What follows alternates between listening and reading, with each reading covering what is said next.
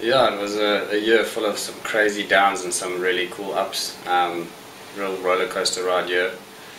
Kind of at the end of the year I was really spent and over it, but at the same time I just wanted to carry on because it just seemed like something cool was always about to happen, or something crazy or something weird was about to happen. So it was cool, but hopefully I can carry on the same vein, but more on the ups this year.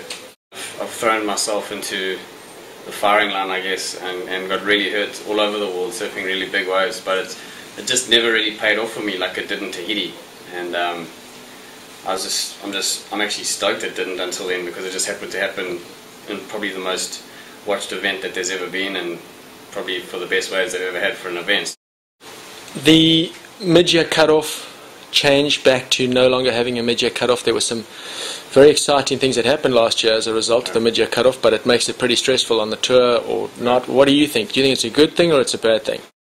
I think it's, yeah, the mid-year cut last year definitely added some excitement at the halfway mark, just for the viewers and stuff like that.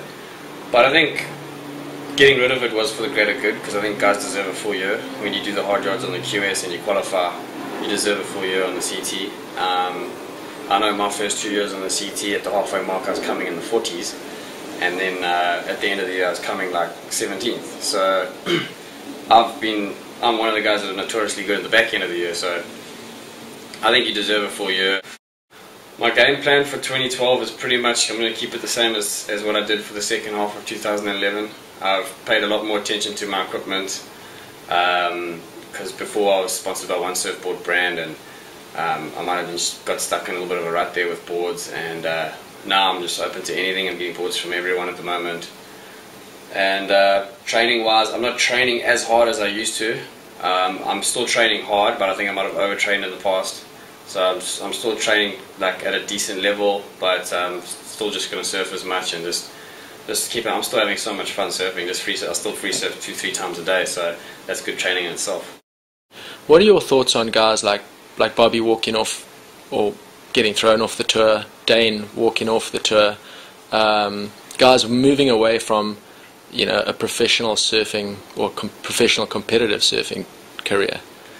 Well, I think at the end of the day it's just a matter of choice. I mean, obviously being a pro surfer is what millions and millions of people will dream to do, but for some people they're just not cut out for it. Even they might have the most talent in the world, but they just might not be cut out for it. They might just not like the traveling, they might not like the places that you have to go to, and I respect their decision. You know, I know Bobby didn't want to get taken off tour, and I know he actually, I'm pretty sure he didn't think he was gonna get taken off tour the way he did when he went on that bit of a rant in New York.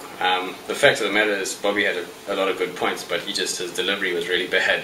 So I mean, he's one of my really good friends actually, and I just think if he had a choice now, he'd probably still be on tour, but I don't know if he's willing to go back on the QS and re-qualify. But yeah, I know. I mean, for me, it's just I just love doing this so much. You know, I love competing, and I couldn't think of doing anything else at the moment. I still feel like I surf good enough to beat people, and I keep feeling like I'm improving. So that's also why I want to be on there, just to test myself against the guys. You know.